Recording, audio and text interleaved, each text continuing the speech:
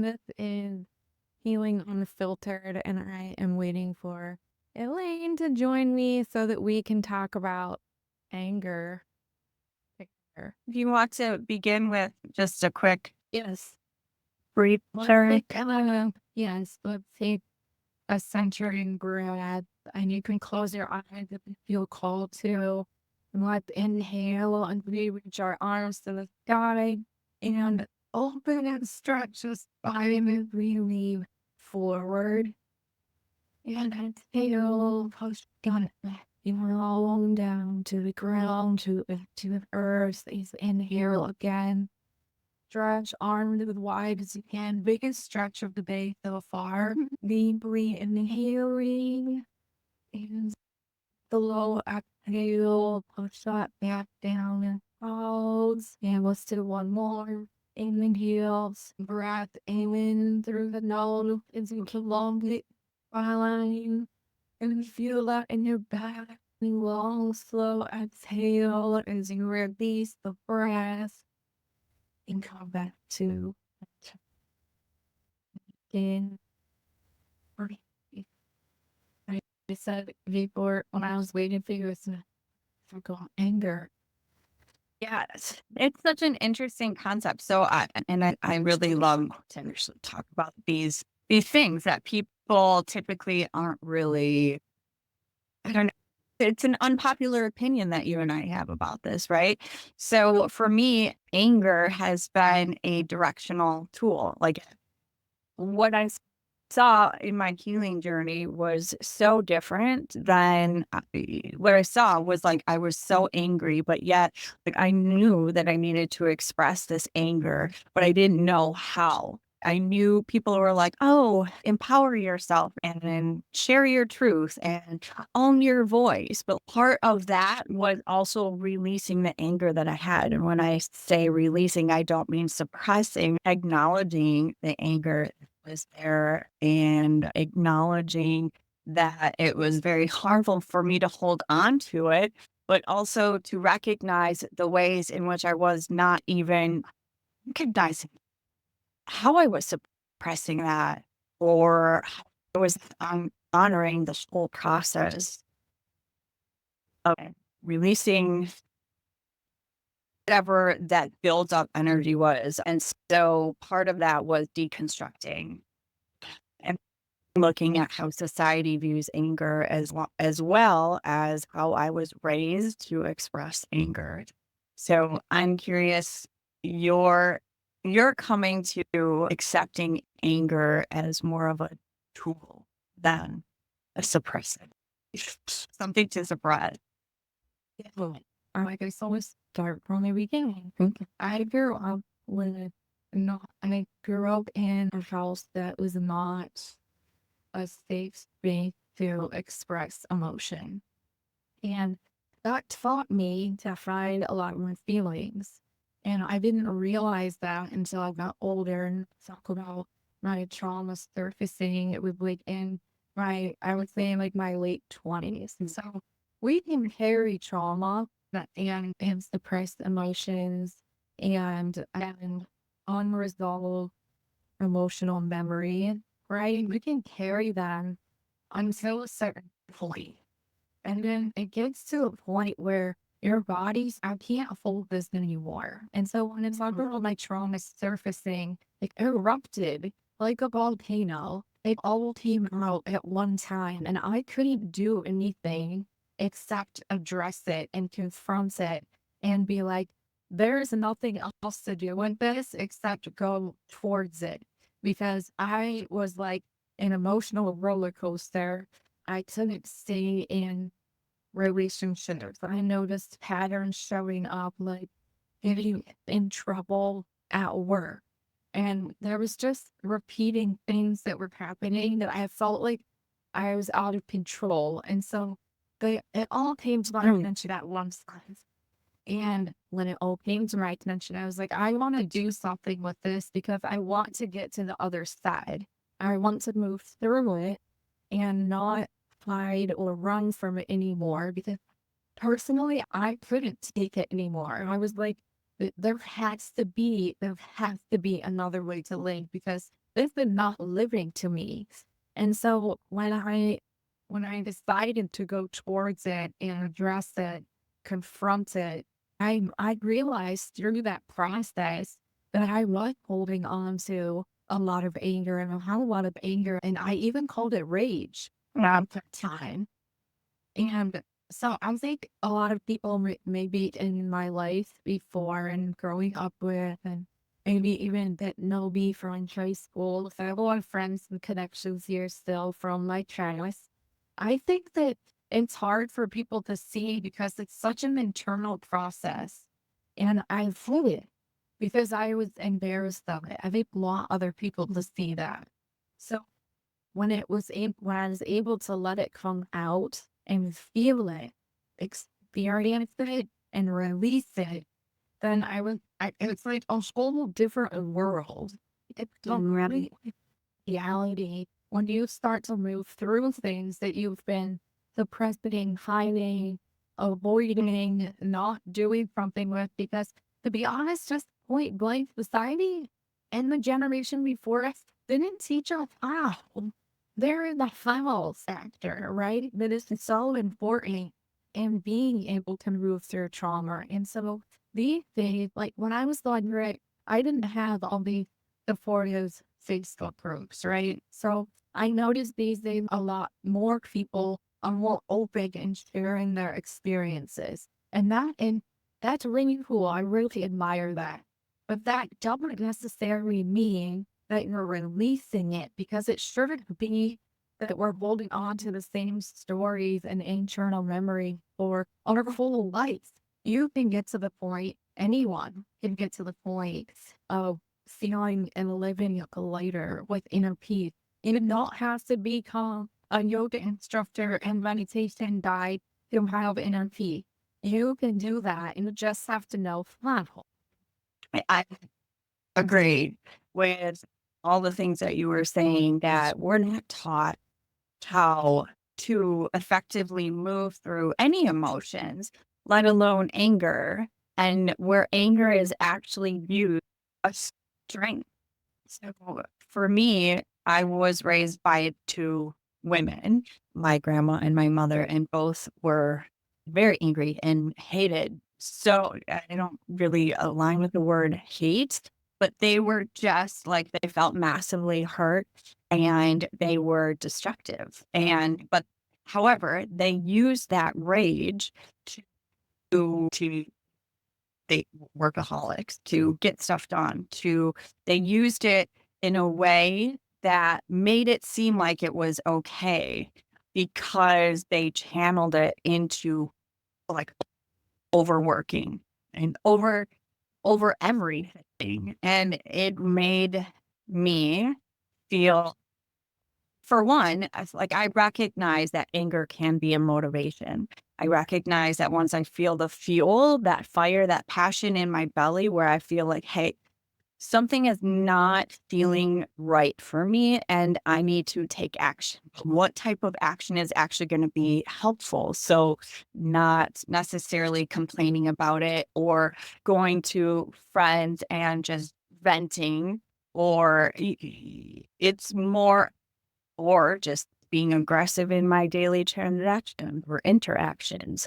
So I needed to learn that I needed to express that. And exercise for me has been the number one tool that I've been able to actually move that energy and channel it into releasing it from my body. Like there will be times where I can just feel chills while I'm running. And I know that's like that energy that's releasing from me. However, that's just one of the ways. What I did also notice and I find really fascinating is I did need to also dissect the narrative that I told myself about anger. So I was one that was, as a young girl, I was told like, oh, I'm such a good girl. I listen, I sit still, I behave, I'm so well behaved. And love became conditional on how I was behaving, and behaving well meant not disrupting people. It meant not speaking up for when I felt discomfort. It meant that, I mean, to hold my voice so I'm not disrupting the crowd or the group or whoever I'm with. And then as I got older, like you said, I too used the word rage. I turned into my grandma and my mother, and I was then labeled the crazy one. Where did this term crazy come from? This is so many different narratives that I needed to unpack for me to recognize in the ways in which anger was actually like ruling a lot of my life. I've justified in most of my anger because I felt I had the mentality. And so I was entitled, which fueled the anger, which it fueled a lot of things. So in the unraveling of recognizing what I've been telling myself about anger was like, how can I balance that? Right. Like you were saying, how can I balance like my need for expression, but yet not having it be destructive? So for me, learning what the messages were saying, like people, I didn't know how to speak up for myself. So people cross boundaries all the time because I didn't know how to draw boundaries. I didn't know how to speak up for those things. And I was fueled with just sometimes it was like so physical and visceral, like I could shake. So learning how to speak boundaries and learning what my actual truth was, learning what those boundaries were so I could align with that really helped for me to not have so much, or at least learn where that anger was coming from. Now, I'm curious, Kat, for you, what has anger showed up as? Meaning, did you notice that like anger would come forward because boundaries were being crossed, or you felt justified in a certain thing, or you felt you weren't being heard, or what were some of the things that you uncovered your anger? I think I was mad at a lot of people and circumstances outside of myself for a long time until I learned this one thing that shifted everything. And that was I came across this concept, right, of in seeking spirituality and wanting to get to know myself on a deeper level. The concept of your outer world is a reflection of your inner world. And so I took that and ran with it, and then everything became to me, this is my outer experience. So what's going on inside of me? What am I doing that's contributing to my reality? And I didn't use those words, but I started to observe and notice the things around me. And I started to notice my relationships, my feelings, my work, the jobs that I was attracted to. Like for a long time, I was in the service industry, and that is quite chaotic. And it's an impressive industry, right? Like you're fighting for money, essentially, going from table to table and trying to win people over by serving the food with what they want. And then you're just hoping that they tip accordingly to your needs. And being in the bar industry, I was a bartender for a long time, close to 10 years on and off. And looking at my surroundings and realizing that wasn't really what I wanted.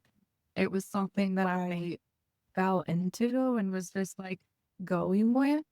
And so I started to go deeper into why are these things occurring and realizing that at one point, I realized it wasn't anger towards anyone else or anything around me. It was actually with myself. I was mad at myself deep down for a very long time. And it took a long time for me to recognize that and open that up and be willing to confront that. And then I was like, wow, man, that I was mad at myself. But it can deep into a rabbit hole of like lost and confused emotions. And through years of doing work on myself, I realized the root of the anger. And then I was able to allow it to come up and express it and experience it so that I could have a different life. And life immensely changed when I was able to let that out and stop holding it in from my past. Yeah. That it's so fascinating because I feel like for us in our stories, we're just forced to reckon with our bodies and the patterns and the emotional cycles that we had been perpetuating. Like it feels like we were just like forced, like we could just not avoid it any longer because that is very similar to me, although it's a different awareness where it was, I noticed that, okay, this cycle, this repetitive cycle of being angry, what is this helping? How is this actually, I was so tired. And being angry is exhausting, right? Like I literally again got sick. I'm sick a lot. And it, it was like, okay, so something needs to change. I am the constant denominator here. And it's me. What am I going to do differently that changes the way that this cycle is in my life? How am I actually going to stop fighting per se and learn a different type of fight? So the inward journey was because it was so blatantly obvious. There will always be things for me to be angry at. There will always be people who I see should be doing things differently, like always, until I shift my perception and I learn how to work with myself and the way that I see things. And the more okay I began to be with myself, like you were saying, because I recognized I was angry at myself. I was angry because I wasn't honoring myself. I wasn't speaking up for things that I needed and things that I wanted. And I wasn't speaking and having the authentic self expression. And I did what I thought people wanted me to do versus doing what I needed for myself.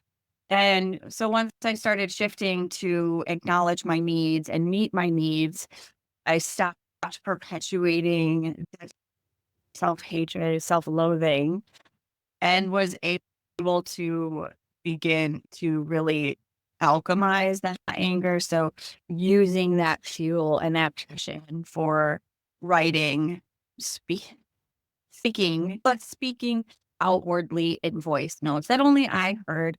And also, again, like exercising and art, whatever that is for me, it was me, I was tired of being angry at people. I was tired of being angry, period. And I recognized that everything is going to stay the same if I stay the same. So, yeah, those small things of just the awareness and then incorporating doing voice notes out loud, getting my voice out, clearing my throat chakra, and really learning movement within my body. I know you do yoga, but really experiencing the anger without suppressing it, but yet without projecting it. And that anger is not going to kill me. And like, it's going to overrule my life if I just sit with it. It overrules my life if I don't address it. So, what is something that you do today to stay in harmony with that? Like when you feel that coming up for you, what are some like techniques that you use? So I regularly stand there journaling when things are heavy on my mind or I feel the emotion of anger. I'll do a yoga flow, maybe a meditation to release suppressed emotion. But I saw something on a movie. I don't remember what movie it was. But I saw a movie one day. This woman was so mad, and maybe anybody can tell me what this is from because it really stood out to me. So she was so mad, and she went home And she went into her bedroom and started taking her pillows and crying, screaming, like expressing it emotionally, slamming the pillows on my bed, like literally experiencing the anger and rage in obviously a not damaging or destructive way because you're using your bed and pillows. And so you're not harming anything. You are using your body to release that aggression and express it and move it out of you. The thing is that with suppressed emotions and things that we, internal memories that we hold on to, they have an emotional attachment from when it happened. So you're holding that inside of you for however long, it needs to come out the same way. With there's an emotional attachment to the anger, for example, being held in you. So essentially, using anger to release it is very productive. And so I've done that. I practiced it. I was like, let me try that one time. And it really did help. Afterward, I felt relieved. I felt like it was expressed, it got out, and it wasn't in all harmful and destructive way. So maybe I think at first I was like, well, intense, but we need some kind of experience in order to move through it. And so I just wanted to offer that, right? Maybe people can play around with that because I did and I realized that it helped.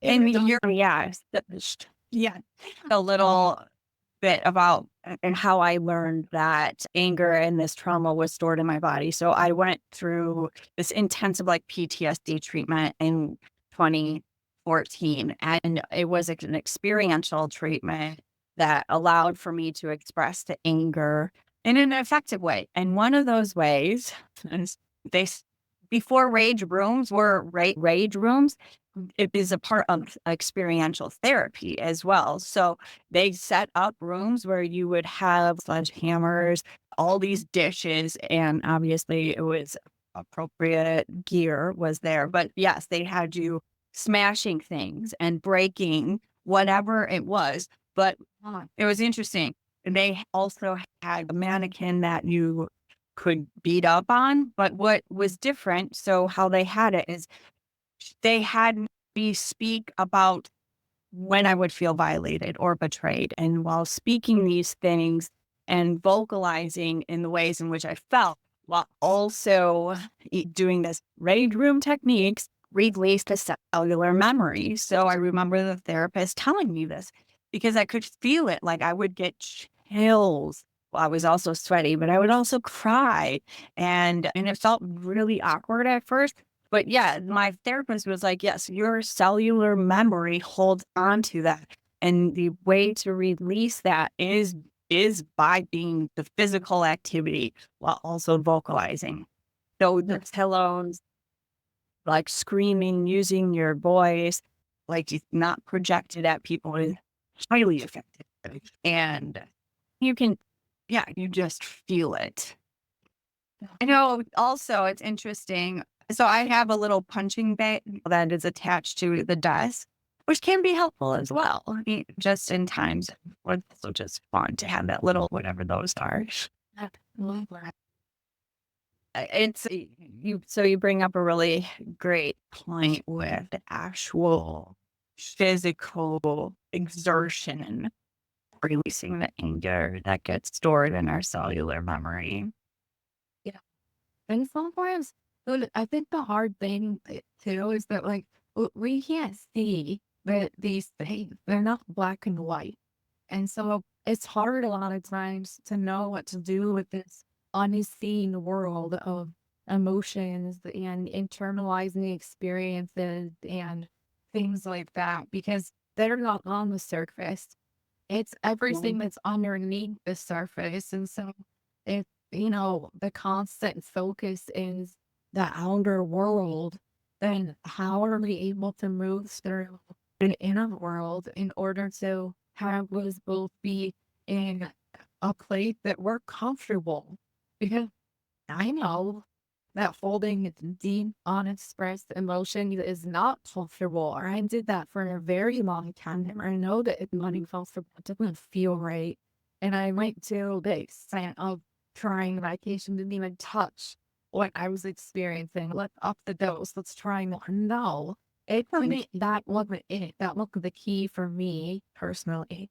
And I felt like I did there was no other option but to go towards moving through these things thematically and experiencing them in my body in order to feel like my body is lighter. And so I'm not carrying the heavy emotional anger and rage like I used to. There was huge movements forward where layers of that was fed. And so now if I get frustrated or upset about something, it's much more subtle. But I still go towards it. I still face it. I still get curious about it. I still want to know what else is remaining there that is undiscovered and unfelt. And I want to bring it to the surface. And I think a lot of people don't because they are afraid of what to do with it. And I think we both agree on this that anger, expressing anger and moving through anger was a huge shift forward in our healing journey and in life itself, honestly. I think that anger is very productive when you're doing something, when you're doing something to help yourself with it. If you're just holding on to it every day, like, yeah, that's not doing something with it. And so I hear a lot of people too say, I'm trying. What are you trying to do? Because that doesn't mean you're actually doing something. It just means that most likely it just means that you're thinking about it. And thinking is that we can't think our way out of especially those deep emotions. We have to physically move through them and experience them in the body in order to have a different relationship with them. I love that. I love that so much. I just want to touch on the word trying because Yoda brings up to try is to fail. Like you attempt it one time and you just decide that it's not working out. So continuously working on things, right? I love that because it's an ongoing process. It's an ongoing thing of uncovering, unpacking, releasing, integrating. So yeah. It is like you said, there's a lot of gray areas and a lot of things that we don't typically talk about. And I think that it is an important thing to bring up because it's so necessary and a part of our healing journey and a part of really being an embodied person and moving through life with a heart-centered living. So that's lovely.